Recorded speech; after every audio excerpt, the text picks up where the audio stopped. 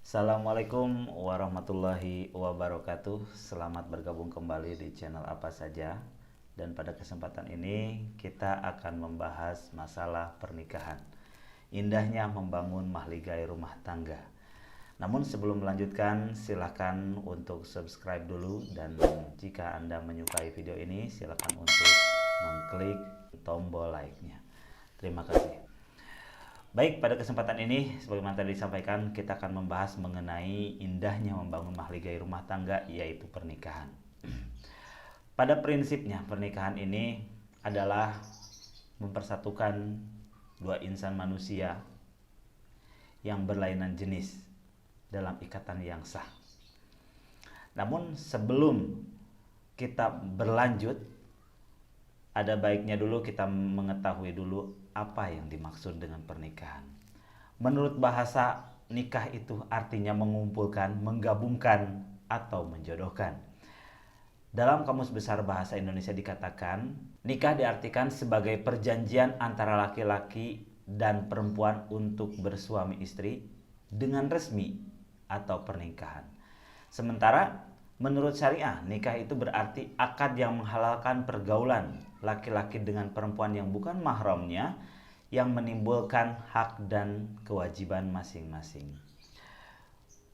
Nah, dari pengertiannya tersebut kita bisa simpulkan bahwa pernikahan ini memang suatu yang harus, yang sunnah dilakukan oleh setiap umat manusia, karena memang fitrahnya manusia berumah tangga, melangsungkan kehidupan dengan memiliki keturunan. Sebagaimana disampaikan dalam surat Az-Zariyat ayat 49 yang artinya, dan segala sesuatu kami ciptakan berpasang-pasangan supaya kamu mengingat akan kebesaran Allah Subhanahu wa taala. Jadi memang dalam Al-Qur'an pun disampaikan bahwa pernikahan ini adalah sebuah sunnah, ya.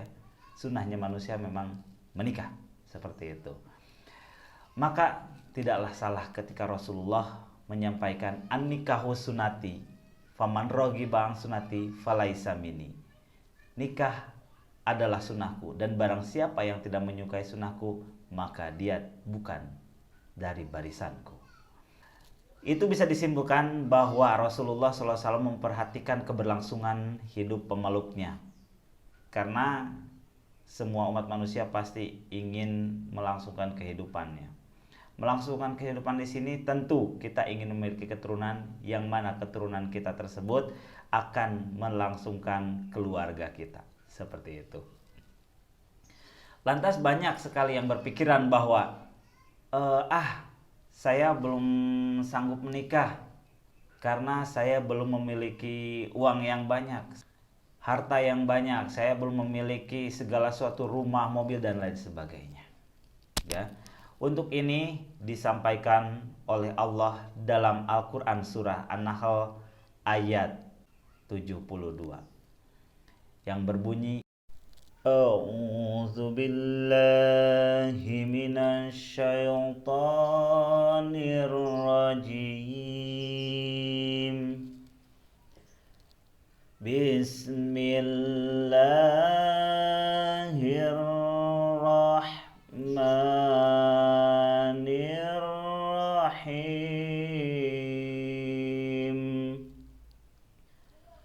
Wallahu ja'ala lakum min anfusikum azwajan wa ja'ala lakum min azwajikum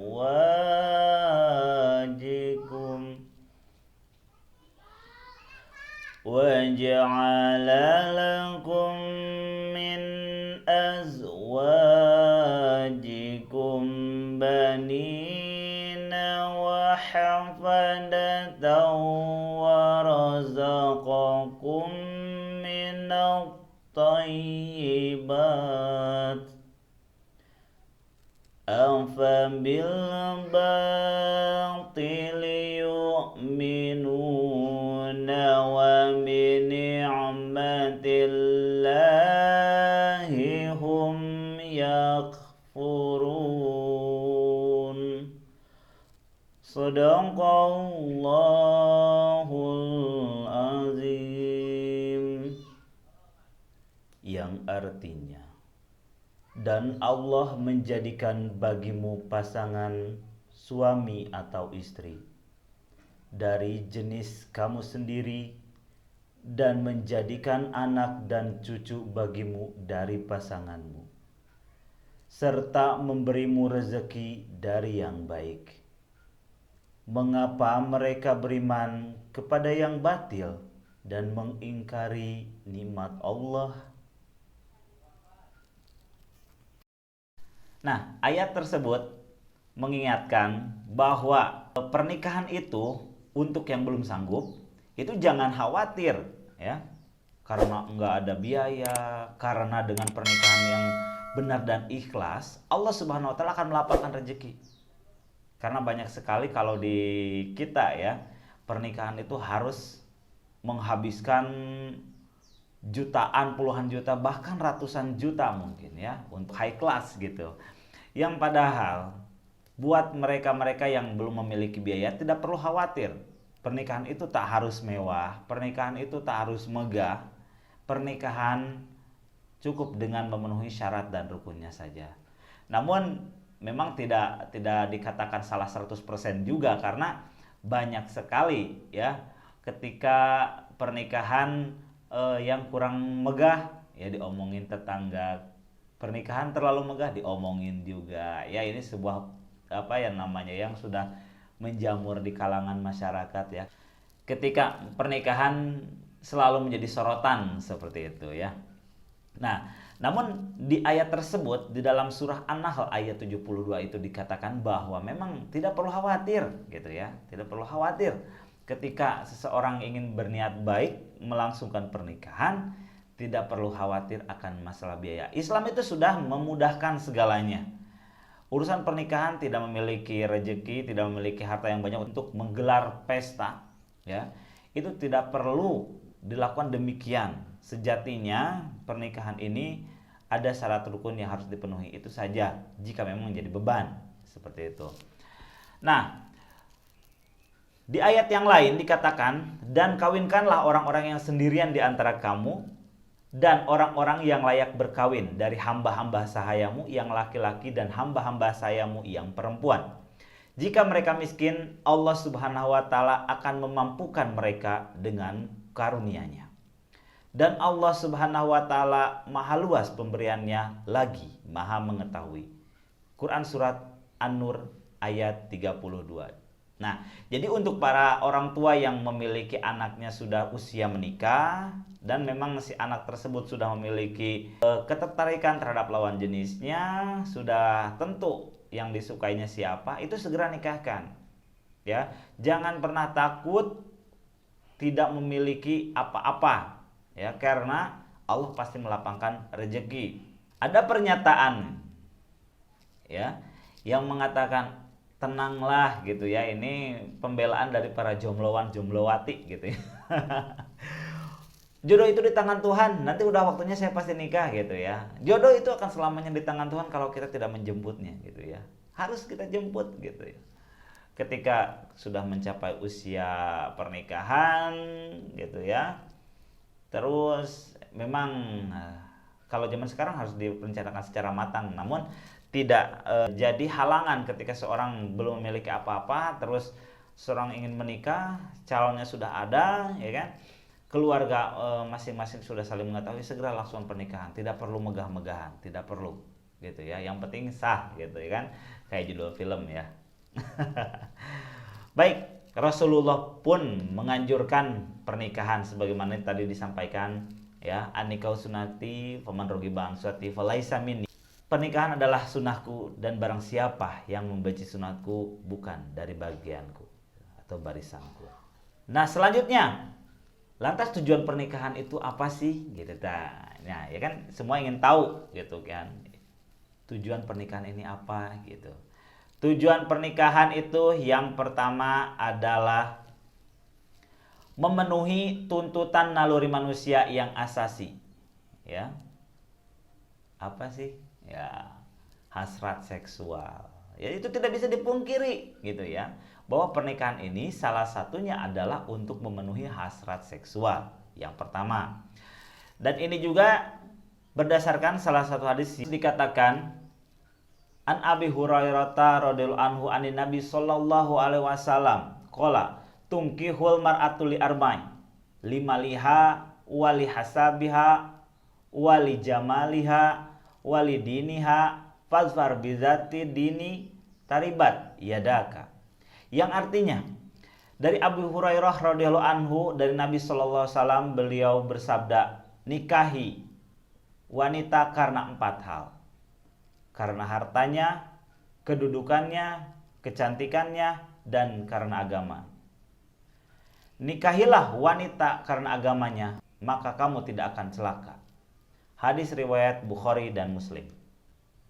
Nah, intinya memang pernikahan itu yang pertama tujuannya adalah untuk menyalurkan ya tuntutan naluri asasi manusia, yaitu hasrat seksual. Itu tidak bisa dipungkiri, memang demikian gitu ya. Dan ini juga tujuannya adalah untuk supaya pandangan tetap terjaga seperti itu. Yang kedua, untuk mendapatkan ketenangan hidup ya, karena setelah menikah, kalau laki-laki ya kan sudah memiliki istri, seorang perempuan sudah memiliki suami. Nah, apapun yang ada di suami atau istri tersebut diterima, Allah sudah sediakan di orang tersebut. Lantas mungkin ada yang bertanya, Pak, ini ada yang sering selingkuh, ya, terjadinya perselingkuhan, laki-lakinya selingkuh, istrinya selingkuh, ya kan? Nah, yaitu kembali ke diri masing-masing, karena sejatinya Islam menyediakan, dan kalau mereka melakukan hal yang demikian, ya berarti mereka tidak ingin menjalankan Islam seperti itu. Karena sebelum melakukan pernikahan itu, tentu ya kita itu mengenal dulu pasangan masing-masing. Dalam Islam dikatakan ada ta'aruf, mengenal satu sama lain, ya. Itu dilihat secara mata, ya. Adapun kalau menemukan hal-hal yang janggal karena sifat aslinya, ya sudah bismillah aja, terima kekurangan masing-masing. Namun jika memang kekurangan tersebut yang melanggar aturan Allah dan tidak bisa dihentikan, ya, itu tidak patut diikuti kalau seorang suami seperti itu. Seorang suami ya harus memberikan hukuman kepada istrinya. Yang berikutnya adalah untuk membentengi akhlak. Membentengi akhlak di sini adalah sesuai dengan hadis Nabi yang artinya, wahai para pemuda, barang siapa di antara kalian berkemampuan untuk nikah, maka nikahlah. Karena nikah itu lebih menundukkan pandangan dan lebih membentengi farji atau kemaluan. Dan barang siapa yang tidak mampu, maka hendaklah ia puasa atau saum. Karena saum itu dapat membentengi dirinya. Hadis riwayat Bukhari dan Muslim. Nah, untuk membentengi akhlak ini merupakan tujuan pernikahan yang ketiga. Dalam hadis tersebut dikatakan bahwa nikah ini akan membentengi pandangan seorang laki-laki, pandangan seorang perempuan. Membentengi apa? Membentengi pandangannya, membentengi farjinya, kemaluannya. Karena ketika sudah memiliki pasangan, untuk apa cari yang lain? Seperti itu. Kalau masih ada yang cari yang lain, berarti ya itu tidak bersyukur atas apa yang dimilikinya, seperti itu. Selanjutnya, untuk meningkatkan ibadah kepada Allah Subhanahu wa taala. Ibadah kepada Allah Subhanahu wa taala. Kalau dulu misalkan kalau anak zaman sekarang itu trennya ada pacaran ya, yang mana sebenarnya pacaran itu tidak dianjurkan dalam Islam. Pak, ta'aruf, oh, bukan ta'aruf. Ta'aruf itu tidak seperti pacaran zaman sekarang, kemana-mana hangout bareng, ya kan, nongkrong bareng gitu, jalan ke tempat sepi. Itu bukan cara Islam, bukan seperti itu, ya. Nah, kalau sebelum pernikahan ini banyak sekali hal yang haram antara laki-laki dan perempuan, namun setelah menikah ini banyak sekali yang bisa menjadi ibadah. Salah satunya, ketika sebelum pernikahan kamu pegang tangan pacar kamu, itu haram, hukumnya dosa. Tapi setelah menikah jadi ibadah, ada pahalanya. Jika sebelum pernikahan kamu kemana-mana berdua pegangan, ya, bahkan pelukan, nah itu dosa, ya. Tapi setelah menikah itu jadi pahala. Ya. Jika dalam sebelum pernikahan kamu ngajak jalan-jalan anak orang, ya, itu hukumnya dosa karena bukan mahram. Tapi setelah pernikahan kamu bawa jalan istri kamu, kamu mendapatkan pahala yang lebih besar daripada iktikaf di masjid. Luar biasa sekali. Makanya yang sudah punya calon segera halalkan, ya. Segera dihalalkan. Jangan buang-buang waktu buat ngejagain jodoh orang gitu ya. Seperti itu. Berikutnya, untuk mendapatkan keturunan yang soleh, insya Allah dengan pernikahan akan mendapatkan keturunan yang soleh. Pak, ada saudara saya habis nikah anaknya kok bandel-bandel, ya, bandel-bandel susah diatur. Nah, dalam mendidik anak itu juga ada tata caranya. Nah, ya, tidak sekonyong-konyong langsung lahir yang soleh. Harus dibenahi anak kita bergaul dengan siapa, ya, bermain apa gitu ya. Baik, berikutnya adalah untuk menegakkan rumah tangga yang islami. Islam membenarkan adanya talak. Talak itu suatu halal tapi dibenci gitu ya sama Allah. Seperti itu. Allah nggak suka talak gitu. Namun yaitu tadi kembali ke tujuan tadi pernikahan yang tadi Bapak sampaikan, ya. Jika memang sudah tidak bisa diikuti lagi seorang suami, sering melakukan tindakan kekerasan ataupun istri sudah tidak bisa dididik, dibina gitu ya. Boleh adanya perceraian gitu ya. Pak, berarti bukan jodohnya. Nah, untuk masalah jodoh itu adalah salah satu dari yang dirahasiakan oleh Allah, seperti itu ya. Nah, ketika memang suami istri sudah menjalankan syariat Islam sesuai yang dianjurkan oleh Nabi, maka insya Allah rumah tangga tentram. Kalau masalah ada cekcok sedikit-sedikit, ya itu hal yang wajar ya. Karena kenapa? Jangankan sama istri, sama suami yang memang orang baru dalam kehidupan, sama orang tua saja, sama saudara saja yang satu rumah sudah bertahun-tahun, kita pasti akan menemukan percekcokan, perbedaan pendapat. Apalagi ini orang baru gitu. Jadi hal yang wajar. Kuncinya adalah berkomunikasi dan saling memahami, seperti itu. Baik, untuk pertemuan kali ini dicukupkan sekian, dan jika ada yang ditanyakan silakan kamu tanyakan di kolom komentar ya. Dan sampai jumpa di pertemuan berikutnya. Sekian, assalamualaikum warahmatullahi wabarakatuh.